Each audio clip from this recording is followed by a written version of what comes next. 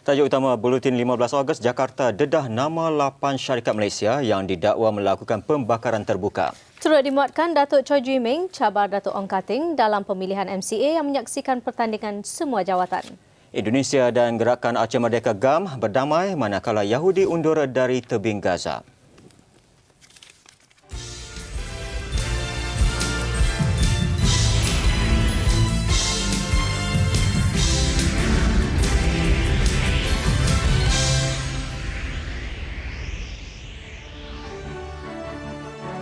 Assalamualaikum dan salam sejahtera. Sebelum kita ke berita penuh, berikut sedutan beberapa laporan yang bakal menyusul. Perkarangan Wisma MCA di Ibu Negara gawat seketika hari ini. Calon Presiden tampil mengemukakan borang pencalonan.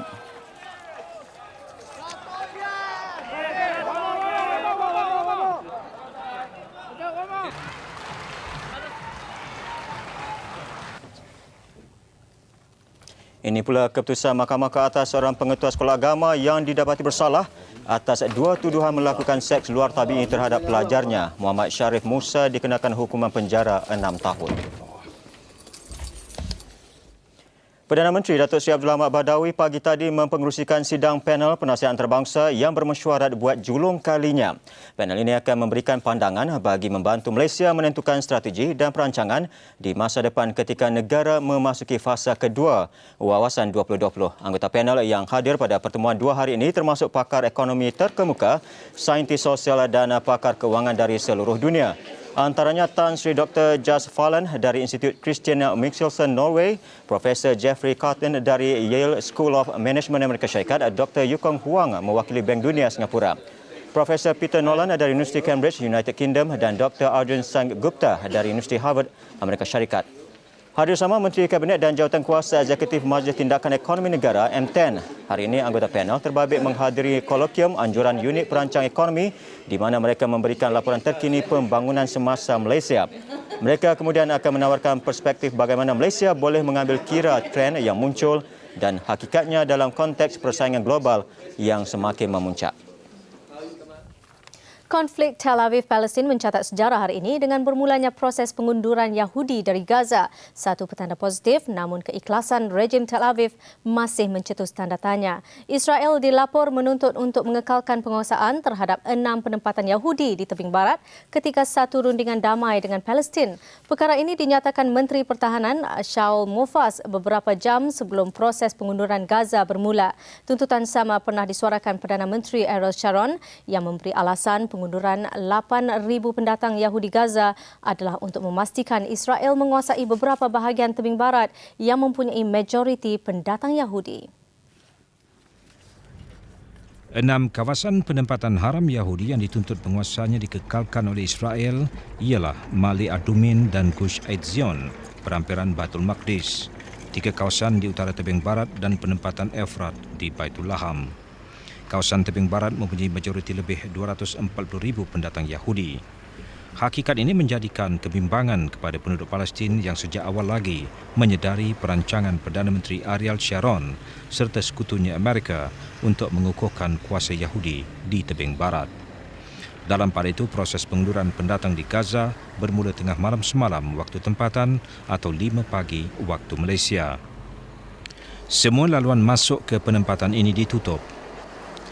Proses ini membabitkan 21 penempatan dengan 9,000 pendatang di semenanjung Gaza dan 4 daripada 120 penempatan di tebing barat. Polis dan anggota tentera dikerah ke penempatan Yahudi menyerahkan notis 24 jam untuk mereka segera mengosongkan kediaman masing-masing. Tindakan keras akan dikenakan kepada mereka yang engkar. Mengikut jangkaan, hanya 50% daripada 8,500 penduduk yang akan dipindahkan bersetuju dengan pelan tersebut. Penempatan haram Yahudi di Gaza ini diduduki sejak 38 tahun lalu. Hari ini juga Kabinet Israel memberi kelulusan akhir terhadap proses pengunduran dari Gush Katif, blok penempatan Yahudi terbesar di semenanjung Gaza. Undi Kabinet Ariel Sharon berkesudahan dengan 16 menyokong manakala 4 membantah.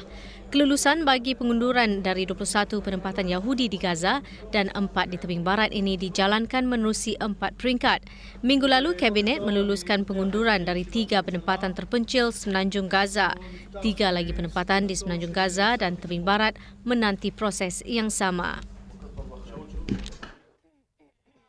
Di Baitul Maqdis, ketegangan terus dicetuskan puak Yahudi yang menentang proses pengunduran Gaza. Ribuan kalangan mereka berhimpun di hadapan pejabat Perdana Menteri Ariel Sharon sebagai antarausaha terakhir mendesak Sharon membatalkan rancangan beliau. Sambil membawa bendera Israel, mereka melaungkan slogan Yahudi tidak seharusnya mengusir Yahudi. Terdapat juga poster yang menggambarkan Sharon sebagai pengkhianat bangsa Yahudi. Ada yang mendakwa plan pengunduran itu tidak kukuh dan akan hanya meningkatkan lagi gerakan keganasan.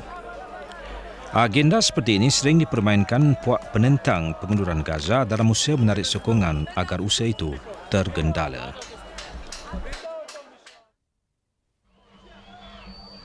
Di Khan Younis, walaupun masih meragui niat pengunduran Yahudi, penduduk Palestin tetap meraihkan plan berkenaan, turut serta beberapa anggota bersenjata Hamas. Kumpulan penduduk Palestin ini bergerak menghampiri penempatan Yahudi Gush Qatif. Kehadiran mereka bagaimanapun dikawal rapi polis Palestin bagi mengelak sebarang kejadian tidak diingini.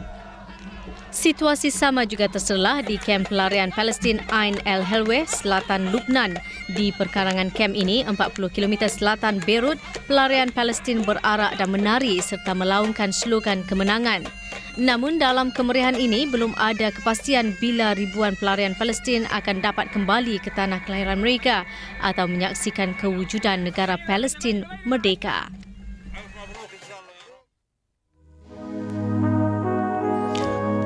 Aku merinduimu, walaupun tidak pernah bersua, walaupun tidak pernah datang mengunjung.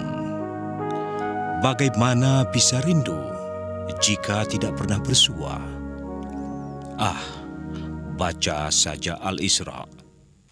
A'udzubillahi minasyaitonirrajim. Subhanallazi asra bi'abdihi laylan minal masjidil haram ilal masjidil aqsa.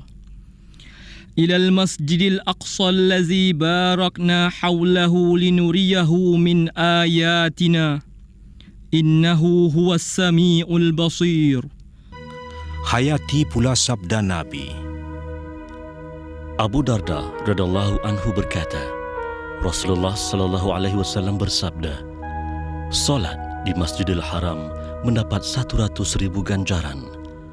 Solat di masjidku 1.000 ganjaran. Manakala solat di Masjidil Aqsa mendapat 500 ganjaran. Bukankah itu cukup bukti kesucian?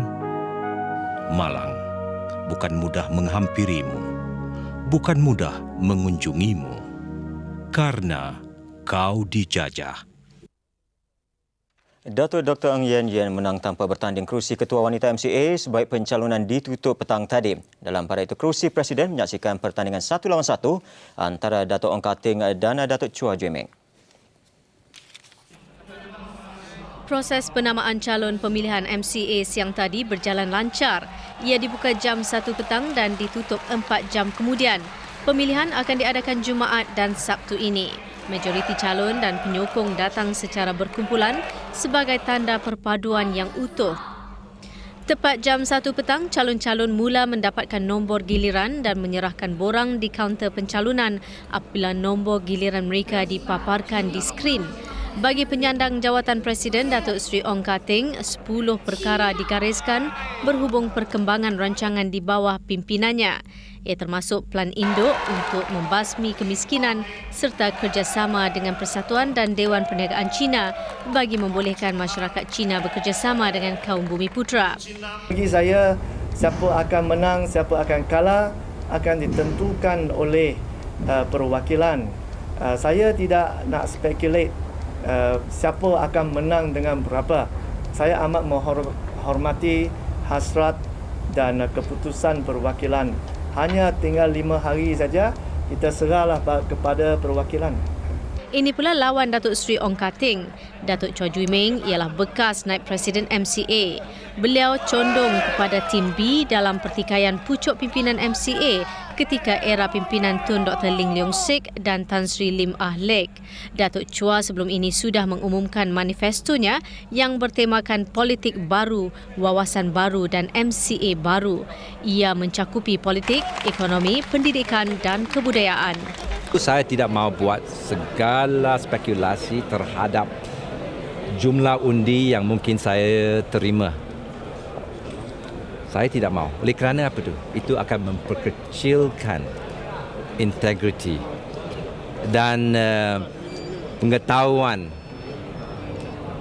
para perwakilan.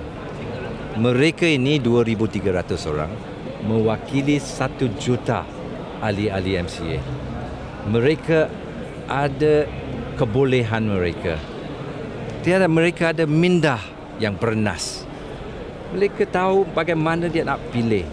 Dia pun boleh buat bandingan antara apa yang benar dan betul dengan apa yang bukan benar dan bukan betul. Akhirnya terpulang kepada para perwakilan. Inilah hormat saya terhadap mereka. Dalam pada itu, pertandingan timbalan Presiden pula menyaksikan pertandingan 3 penjuru. Penyandang jawatan timbalan Presiden Datuk Chan Kong Choi dicabar bekas Setiausaha Agong Tan Sri Dr. Ting Chiu Pei dan bekas timbalan Ketua Pemuda Chan Zi Yuan. 9 orang kuat pula akan merebut 4 kerusi naib Presiden. Penyandang ialah Datuk Dr. Fong Chan On, Datuk Dr. Chua Soi Lek dan Datuk Fu Ah Kiau.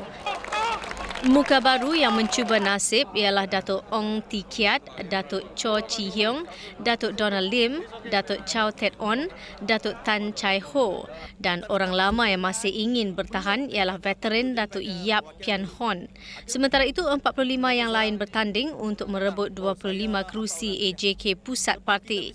Buat julung kali, calon yang bertanding diberi nombor turutan dalam kertas undi. Cabutan nombor dibuat oleh petugas jawatankuasa pemandu pemilihan agar tidak timbul sebarang kekeliruan. Sekaligus mengelak dakwaan wujudnya caidan atau senarai calon yang mendapat perkenaan. Di sayap pemuda, semuanya berlaku seperti yang dilapor sebelum ini. Bagi jawatan nombor 1, pertandingan 1 lawan 1. Dan 2 anak bekas Presiden pula menawarkan diri untuk jawatan Naib Ketua dan anggota jawatan kuasa pusat sayap itu. Sejumlah 52 pencalonan diterima bagi 8 jawatan yang dipertanding. Ia membabitkan 30 kerusi. Bagi jawatan Ketua Pemuda, pertandingan ialah antara Datuk Leo Tiong Lai dan Datuk Song Ki Chai. Datuk Leo ialah bekas Setiausaha Agong Pemuda, manakala Datuk Song ialah Ketua Pemuda Kapar. Jawatan Timbalan Ketua Pemuda pula menyaksikan pertandingan 4 penjuru.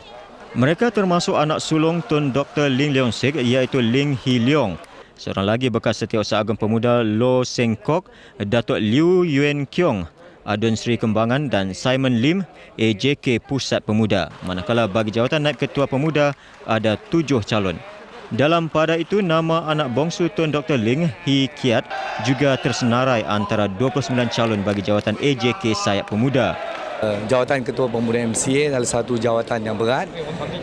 Perwakilan memilih pemimpin bukan untuk jawatan itu sahaja, adalah untuk mereka menjalankan tugas demi untuk parti dan negara. Berpandu kepada pengalaman saya, pengetahuan saya, kerjasama saya dengan semua rakan-rakan di peringkat kebangsaan, kita dapat terus memperjuangkan bangsa dan negara. The first thing I'll do is get down to work, meet all the other candidates that have been elected as well, and get on the road and get moving. What is the first issue you will handle? There's so many issues. Well, let's not talk about the issues right now because I don't think it's relevant right now.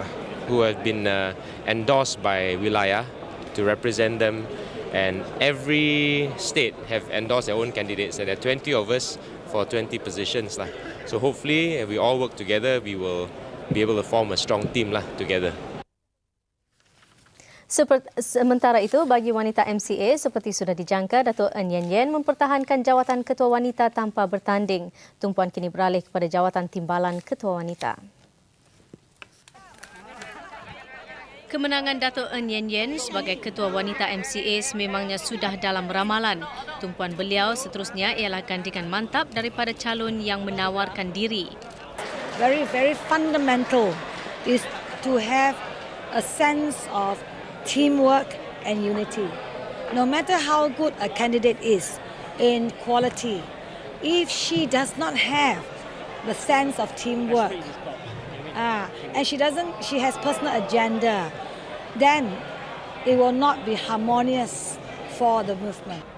Jawatan Timbalan Ketua Wanita MCA pula menyaksikan pertandingan 1 lawan 1 bagi kerusi yang terpaksa dikosongkan Datin Paduka Tan Yee Kiew kerana digantung keahlian selama 6 bulan. I just present to them my track record, and if they think that what I have done is quite okay, or they're satisfied with my track record, then they should vote for me because I will, I will be better, even better. My expectation is that if I'm elected, definitely I would contribute effectively to the MCA, especially to Wanita MCA, to bring the Chinese community, the MCA, to greater heights. And of course, I have my planning and strategies, I have my agenda, how to go about it, 4 kerusi jawatan naib Ketua Wanita MCA turut menang tanpa bertanding, namun 25 kerusi jawatan kuasa wanita kebangsaan menyaksikan perebutan oleh 35 calon. Tamatlah sudah proses pencalonan. Kini kempen meraih sokongan memasuki fasa kedua. Bagi perwakilan khususnya dan ahli MCA umumnya, penantian 6 tahun untuk merealisasikan proses demokrasi kembali dalam genggaman. Siapa yang akan dipangkah dan apakah pula kriterianya? Liputan kami seterusnya bermula dengan komen berikut daripada calon presiden. Proses penamaan calon pemilihan MCA siang tadi berjalan lancar. Ia dibuka jam 1 petang dan ditutup 4 jam kemudian. Pemilihan akan diadakan Jumaat dan Sabtu ini. Majoriti calon dan penyokong datang secara berkumpulan sebagai tanda perpaduan yang utuh. Tepat jam 1 petang, calon-calon mula mendapatkan nombor giliran dan menyerahkan borang di kaunter pencalonan apabila nombor giliran mereka dipaparkan di skrin. Bagi penyandang jawatan Presiden Datuk Seri Ong Kating, 10 perkara digariskan berhubung perkembangan rancangan di bawah pimpinannya. Ia termasuk Plan Induk untuk membasmi kemiskinan serta kerjasama dengan Persatuan dan Dewan. Selain MCA, gerakan juga mempunyai cerita mengenai dakwaan pembinaan dinasti. Sejauh manakah benar kata-kata Presiden yang mengatur strategi untuk anaknya ke pucuk pimpinan parti? Ikuti penjelasan Presiden gerakan dalam temu ramah bersama Pan Ching Fei. Dakwaan pedas itu disedari Presiden Parti Datuk Seri Dr. Lim Keng Yeek. Dakwaan dinasti Lim dicoret dalam surat layang yang dihantar kepada perwakilan. Dan ia lebih hangat diperkatakan apabila anaknya, Lim Si Pin, mengumumkan akan bertanding bagi jawatan Timbalan Ketua Pemuda.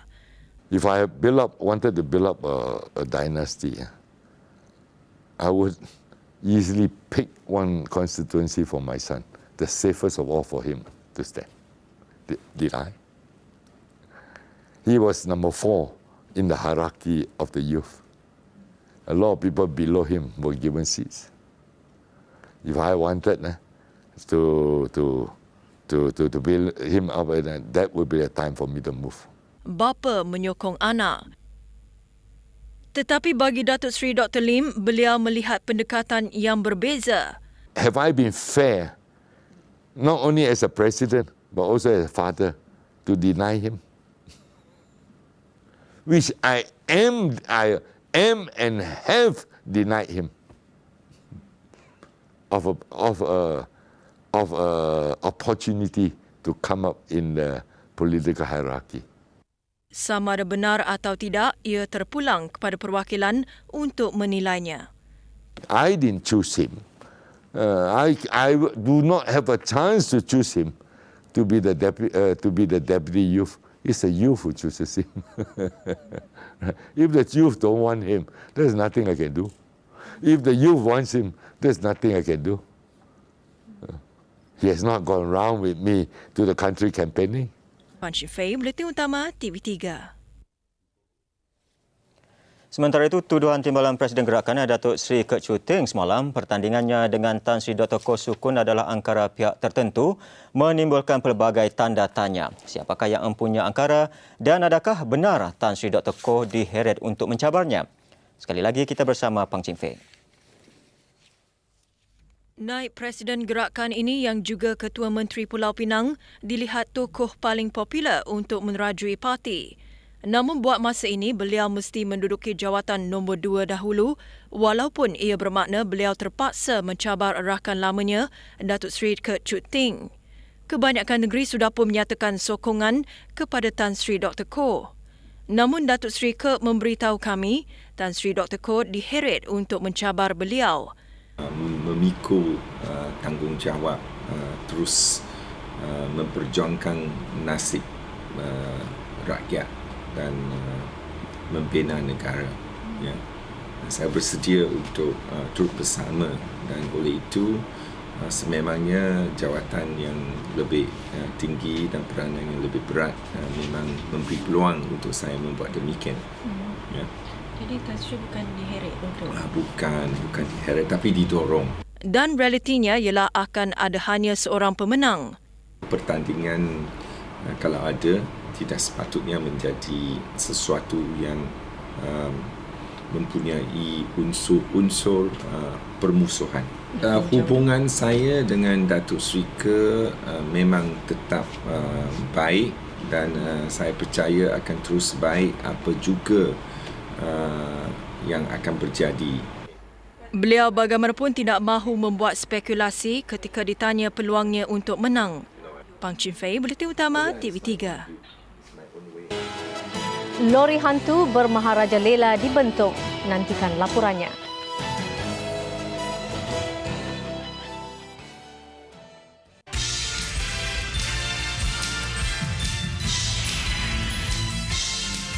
Seorang pengetua sebuah sekolah agama hari ini dihukum penjara 6 tahun oleh Mahkamah Session Ampang selepas didapati bersalah atas 2 tuduhan melakukan seks luar tabi'i terhadap pelajarnya.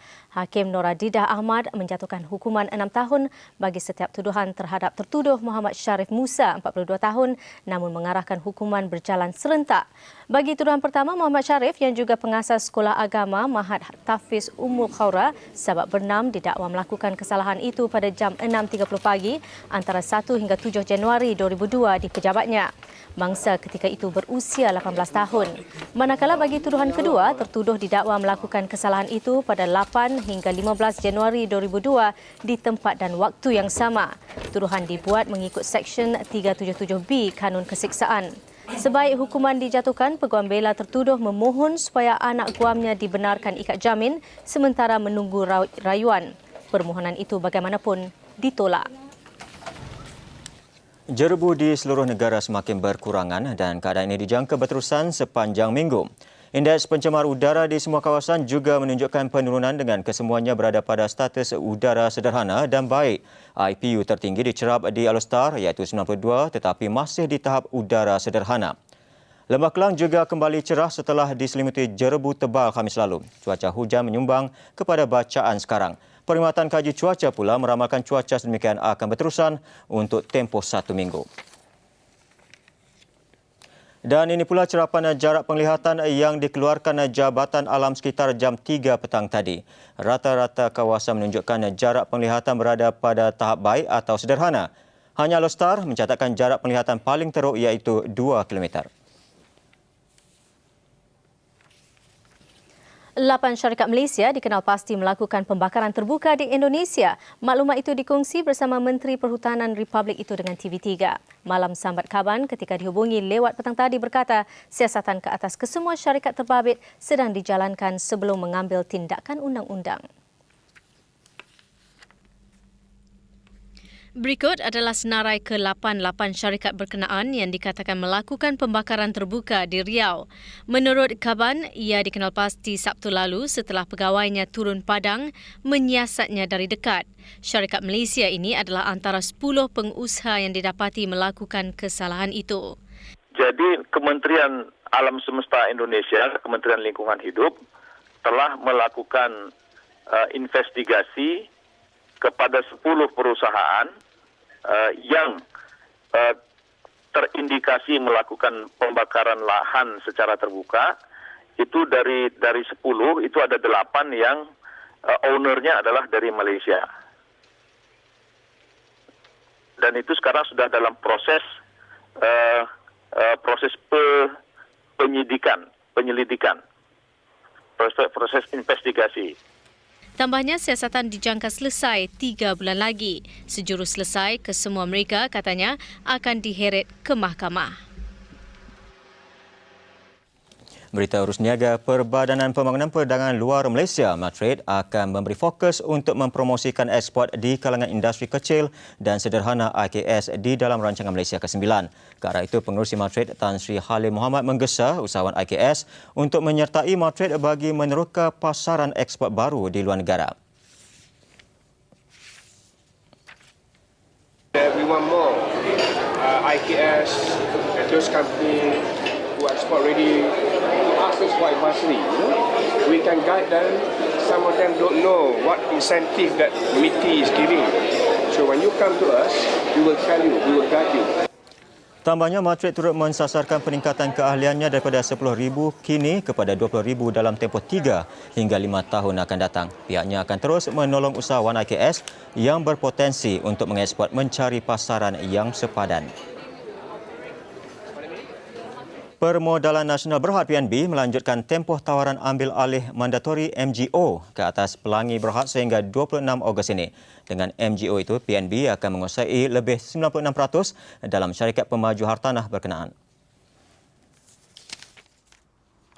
Menurut Tan Sri Hamad Kamal PRC Osman, penangguhan itu juga berikutan permintaan setengah pihak yang memerlukan masa untuk mengkaji MGO itu.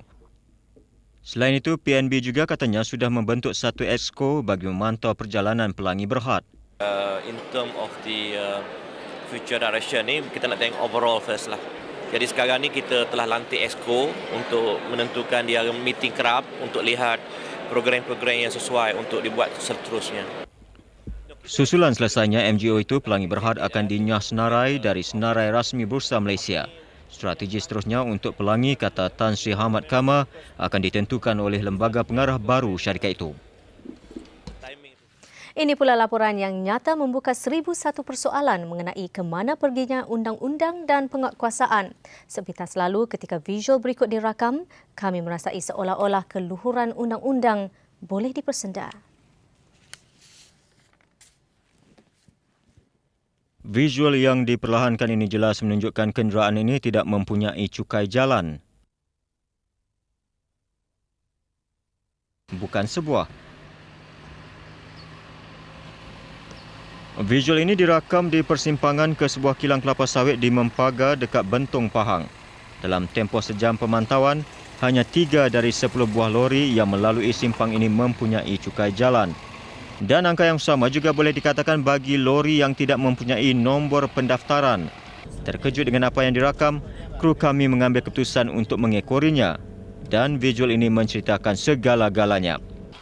Pengamatan kasar juga sudah pasti mengesahkan bahawa lori ini membawa muatan yang melebihi had yang dibenarkan. Kami kemudian beralih ke satu lokasi lain. Lebih tepat lagi di hadapan Pondok Polis Mempaga. Jika yang lalu lalang mungkin sukar dikesan, apa pula rasional atau penjelasan kepada kenderaan yang berhenti? Persoalannya, ke mana perginya penguatkuasaan? Kru kami kemudian ke Kampung Sertik, bersebelahan Mempaga di Bentong dan mendapati keadaan yang sama. Pacuan 4 roda ini membawa kelapa sawit dan tidak mempunyai cukai jalan dan nombor pendaftaran. Pemantauan dibuat oleh kru kami berikutan dakwaan orang awam bahawa kebanyakan lori yang dicuri diguna di kawasan luar bandar. Persoalannya, sejauh manakah kebenaran dakwaan itu? Tetapi persoalan yang lebih tepat ialah sejauh mana dan ke mana perginya penguatkuasaan. Dalam usaha merapatkan jurang perbezaan di antara pelajar bandar dan luar bandar, New Straits Times memberi peluang kepada rakyat Malaysia memberi sumbangan dengan membiayai pengedaran akhbar NST di sekolah-sekolah luar bandar dan pinggir bandar. Luar biasa macam sebegini rupa. Saya lihat usaha daripada pihak lain daripada kementerian untuk menjayakan agenda-agenda besar kita bukan sahaja diperlukan tetapi harus berterusan. Bermakna bahawa contoh usaha untuk merapatkan jurang di antara luar bandar dan desa, memastikan bahawa peluang yang diberikan kepada anak-anak kita di luar bandar sama juga dengan peluang yang kita berikan di sekolah-sekolah bandar, merupakan agenda kita bersama. Menteri Pelajaran Datuk Seri Syamuddin Hussein siang tadi melancarkan program pembiayaan sekolah ini di Petaling Jaya, Selangor. Di bawah program ini, NST akan bekerjasama dengan Kementerian Pelajaran untuk membekalkan akhbar berbahasa Inggeris. Melalui inisiatif ini, individu atau badan korporat boleh membiayai naskah akhbar New Six Times kepada sekolah terpilih. Turut hadir pengerusi Media Prima Berhad, Datuk Abdul Muttalib Muhammad Razak yang turut memberi sumbangan.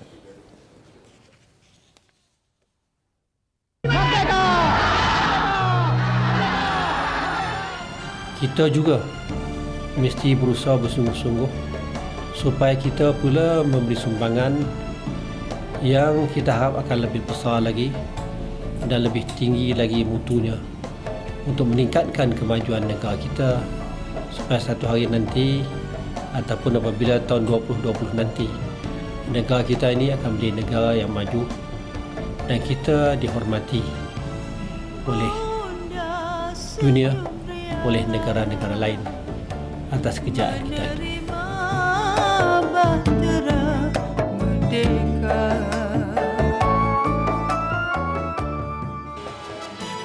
Seketika nanti, penghuni menderita, pangsa puri terbiar sejak 10 tahun.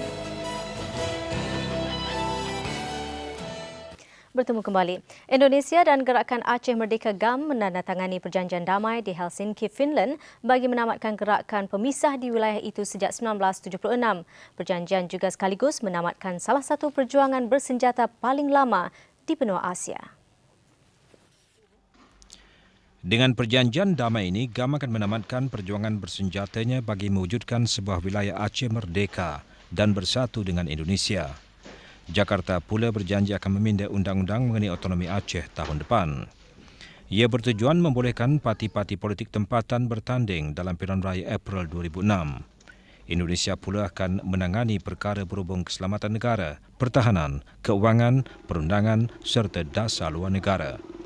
Manakala Aceh pula dibenarkan menggubal sendiri undang-undang dalam bidang lain serta dibenarkan memiliki bendera dan lagu kebangsaan sendiri. Jakarta juga menurut persetujuan damai ini membenarkan Aceh melaksanakan undang-undang Islam. Jakarta juga akan turut memberikan pengampunan kepada semua anggota GAM mulai akhir bulan ini. Selain itu, beribu-ribu anggota GAM yang dipenjarakan di seluruh Indonesia akan dibebaskan. Manakala anggota GAM juga akan menyerahkan senjata kepada pemerhati dari Kesatuan Eropah dan 5 negara Asia Tenggara.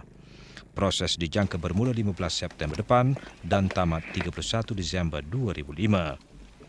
Manakala Indonesia akan mengundurkan segera 1,300 tentera dari Aceh selewat-lewatnya 18 Ogos ini. Pengunduran tentera lainnya bergantung kepada cepat lambatnya penyerahan senjata GAM. Sementara itu, rakyat Aceh memberi pelbagai reaksi terhadap perjanjian damai Indonesia GAM di Helsinki, Finland. Kebimbangan serta rasa tidak percaya tetap wujud selepas lebih 30 tahun peperangan di wilayah yang musnah akibat tsunami ini. Antara RI dan GAM ini damai, jangan asal di ISG aja yang terdapat kedamaian. Tapi di Aceh perlu juga kedamaian. Jangan sekali, 2 kali kedamaian, tapi kenyataannya nggak pernah ada yang damai. Jadi sebaiknya kali ini betul-betul damai. Bagi saya baik karena kalau kita ingat korban berjatuhan itu cuma-cuma ya, lebih baik kedua belah pihak harus menekan. Skrin besar dipasang di Masjid Raya Banda Aceh bagi membolehkan penduduk menyaksikan majlis penandatanganan di Helsinki ini. Beberapa perjanjian damai sebelum ini gagal akibat dari rasa permusuhan dan saling tidak percaya mendalam. Ia menyebabkan lebih 130,000 rakyat Aceh terbunuh, manakala beratus ribu yang lain kehilangan tempat tinggal.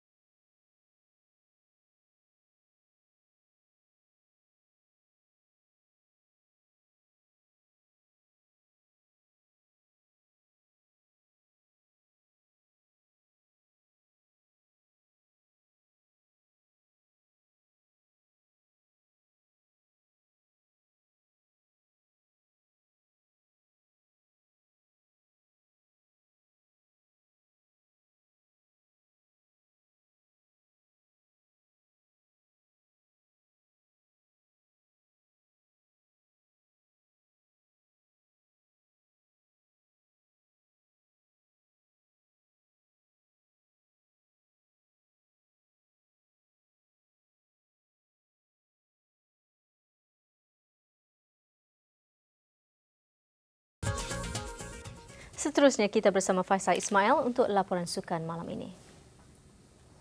Isu Persatuan Sukan Tempatan, aksi Piala Malaysia dan bola sepak luar negara. Paparannya sebentar lagi. Aksi Piala Malaysia hangat di Ipoh. Pegawai perlawanan jadi mangsa sasaran.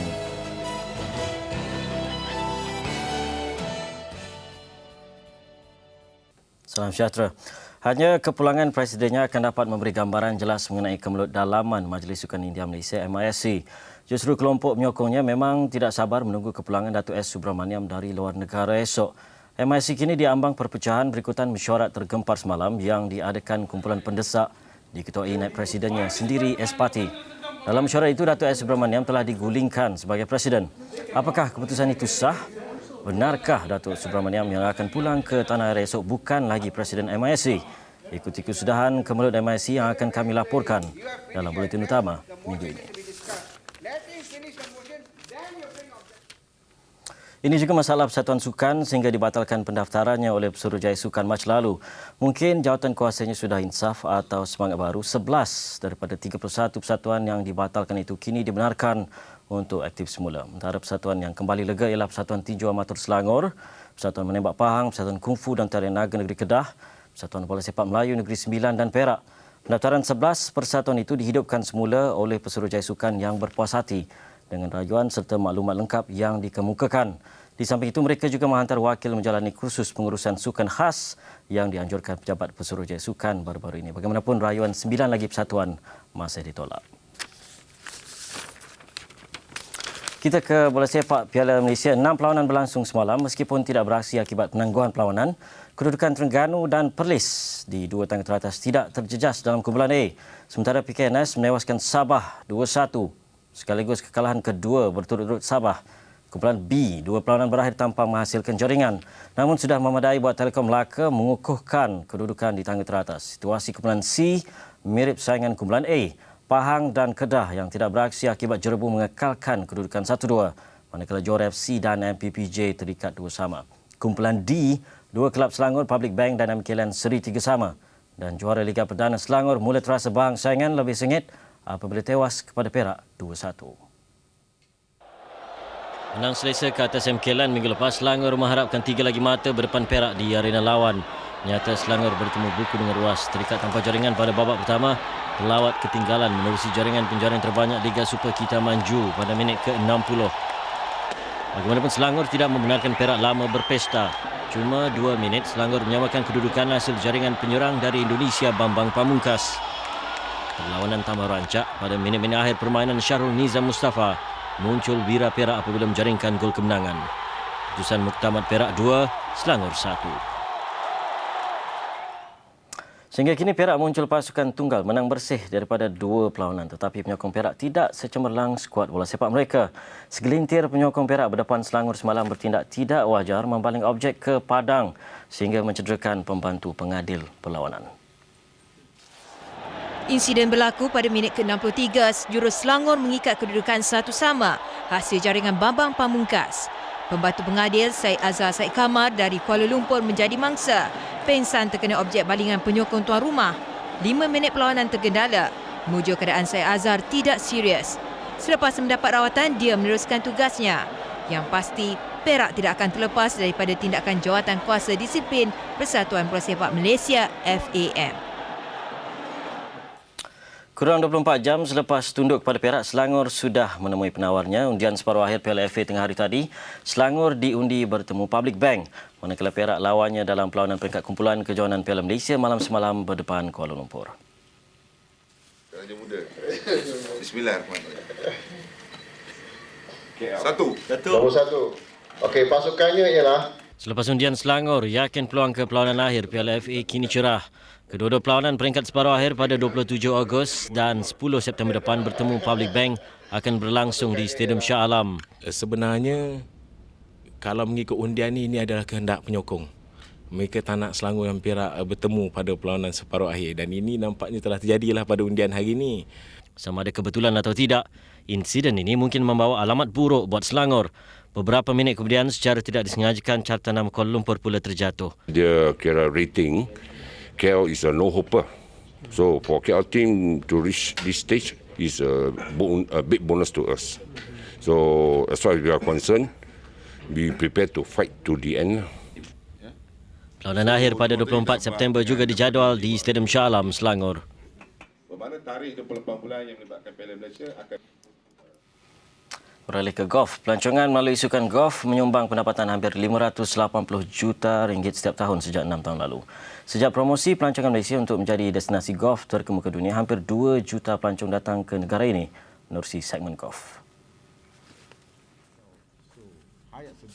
Sidang media oleh pelancongan Malaysia diadakan sempena pusingan akhir golf amatur berpasukan dunia di Kelab Golf Saujana siang tadi. Menurut Ketua Pengarahnya, Datuk Kamaruddin Syarah, promosi Malaysia Truly Asia kini juga semakin popular dalam konteks pelancongan sukan. Namun pelancongan Malaysia akan meneruskan usaha untuk menjadi destinasi golf utama di rantau ini. Datuk Kamaruddin sedar saingan sengit pelancongan golf di Asia daripada China, Thailand dan Indonesia. We don't restrict our people from going outbound. Okay. So I think it's good also for them to go and play in Thailand, to play in China, Indonesia. Well, Indonesia have the ada attraction yang tertentu. Pusingan akhir golf amatur berpasukan dunia Whitehack akan berlangsung di Saujana hingga Khamis ini. Lepas itu mengakhiri segmen sukan malam ini, teruskan berita utama bersama Suhaimi dan Alin. Selamat hormat dan selamat malam. Untuk kesejahteraan 14 juta pengguna, Indah Water bertekad menyediakan perkhidmatan pembentungan yang cekap ke arah pemeliharaan kebersihan perairan negara. Dan sebelum mengakhiri bulletin utama, kami siarkan sedutan temu ramah khas dengan calon Presiden MCA. Siri laporan ini akan mula kami siarkan esok setelah selesainya proses pencalonan petang tadi. Dalam kebudayaan politik, kalau kita memegang jawatan yang kedua, kita tidak ada kuasa untuk mengeluarkan satu wawasan bagi parti dan bangsa Tionghoa dan untuk merealisasikannya. Cuma Presiden ada kuasa untuk buat begitu, untuk mereformasikan parti dan bangsa yang kita mewakili. Kalau hanya 2 tahun, dia belum nampak apa kesan lagi. Kalau kita ubah-ubah, bagi parti, saya rasa dia tidak akan ada satu continuity. Mengakhiri bulletin utama malam ini, kami paparkan visual gelagat lori hantu yang kami ekori di Bentong Pahang. Dengan itu, salam hormat. Selamat malam.